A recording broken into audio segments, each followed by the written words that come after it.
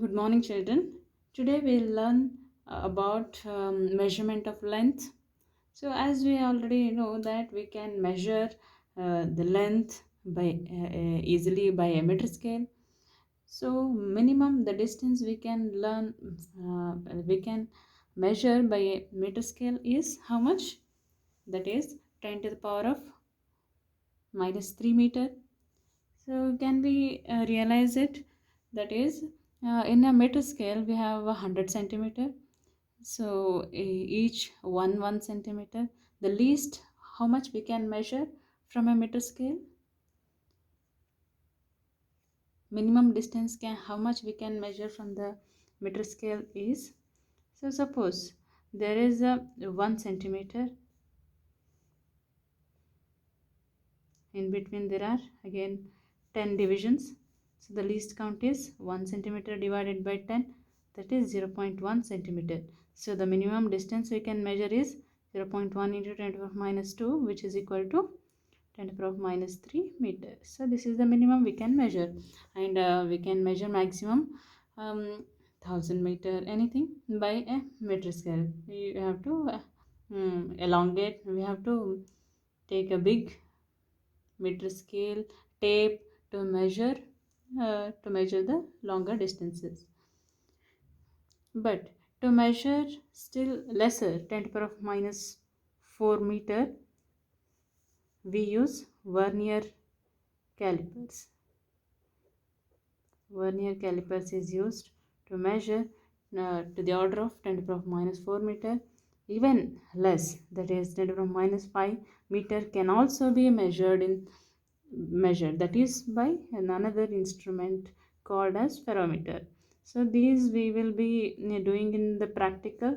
We'll use vernier calipers and ferrometer, and we look how to measure this order 10 to the power of minus 4 and minus 5 meters.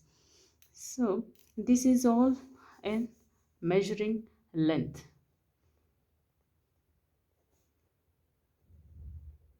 If we want to measure more than this, other than this range of length, then we have some other methods.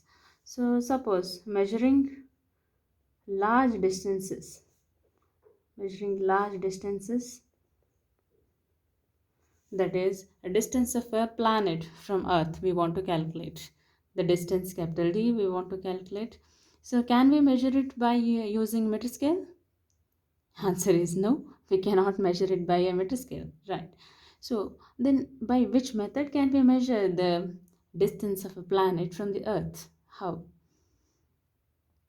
That is by using a method called as parallax method. What is parallax method? We don't know it. Yes. Let us understand what is the meaning of parallax. So now everyone will take a pencil and look at the tip of the pencil and arrange the pencil to the background, point on the background, point on the wall. So keep it along with the point, the pencil, and look at the pencil. Close your left eye, look through the right eye. Then you will change hmm, you will change you do it in the reverse way and look at the same pencil by the other eye. What you observe? What you observe is there is a change in the position of the pencil when we look at the when we have changed the position of observation. When we have changed the position of the observation, the position of the object pencil is changed. This is called as parallax. Yes. So now I'll write it here. A pencil, when it is observed from the two different observations, two eyes, the position is changed, this object is changed, that is the parallax. The distance between the two point of observation is called as basis. So this is called as basis. We are looking at an object by the 2 point of observation. So let us say what is basis. B is the distance between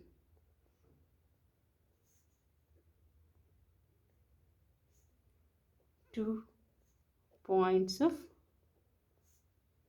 observation. Now, can we say in this situation, in this example, what is the basis? Basis is the distance between two eyes is called as basis. So now coming to measurement of large distances, measurement of a planet. The of measurement of distance.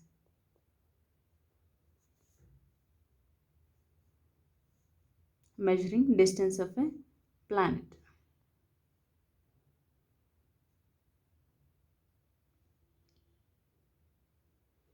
That is to measure the distance of a planet. Okay, now let us say that A and B are the point of observations on Earth. A and B are the two observatories, and we are looking at a planet S.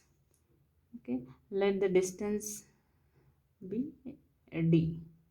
This D we need to know, we have to calculate the distance of a planet. Okay, so what is this called as? Basis B. Let this be angle theta. Now what do we know? The distance capital D is very much larger than the basis B. B is very less than D. So B by capital D is very less than 1. Did you understand why this we have written? Small b is the distance between the two observatories, but whereas capital D is the distance of a planet from the Earth, which is very much greater. So from this what we can say is theta is very small. So this um, we have studied in the last class that plane angle is equal to what? Arc length divided by radius r. So here plane angle theta is equal to what? That is equal to arc length is nothing but b divided by radius capital D. What we are interested in, measuring the distance of a planet. So capital D is equal to b by theta. So b we can know by, that is the distance between two observatories, and the theta. How do we get to know the theta? Directly, I think about it. How can we get theta? This is, yes, we can get theta. That is, this is the observation from the two observatories A and B at the same time on the Earth. These are at two diametrically opposite from two positions on the Earth. So what we can do is, this is by using a telescope. So just we can get to know this phi 1 angle at the angle at which we are looking at the planet S, and the perpendicular distance. This angle is phi 1, let it be phi 1, and in the same way this is angle phi 2, that is the angle between this the perpendicular and the direction in which we are looking at the planet S. If phi 1 and phi 2 we know, and then can we measure theta? Yes, definitely. That is, I'll draw another perpendicular. So this will be phi 1 and this will be phi 2. Theta will be is equal to phi 1 plus phi 2. Now we have known this theta is known and small b is known. This the capital D can be calculated by this formula. Capital D is equal to b by theta. Is that fine? Yes. Now we'll move to the Next concept, that is, the same method can be used to measure the diameter of a planet. So how can we measure the diameter of a planet? Yes, any guess? Using the same technique, same method, small, that is to measure the diameter of a planet.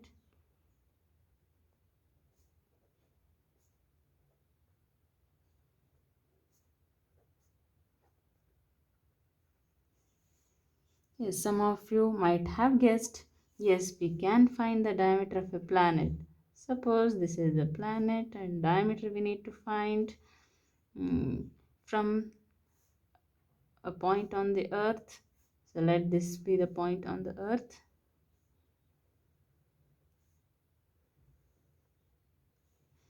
Oh, and this is AB.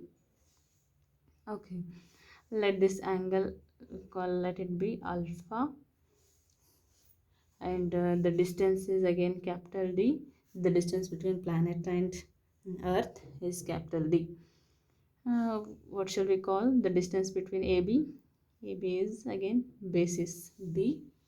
Now in this case, so what we are interested is we need to find the diameter of a planet, that is small b.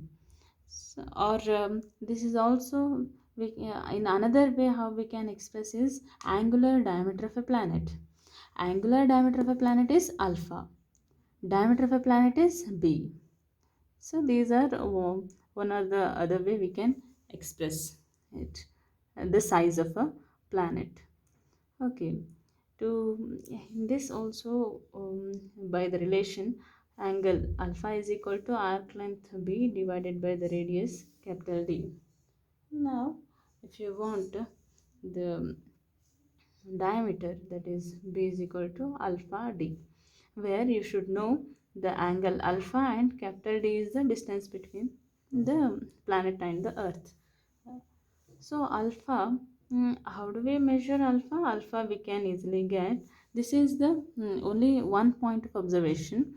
You are looking to the two different points A and B using telescope. The angle can be measured, alpha and D. So B is equal to alpha D. So by this formula we can find the diameter of a planet. Now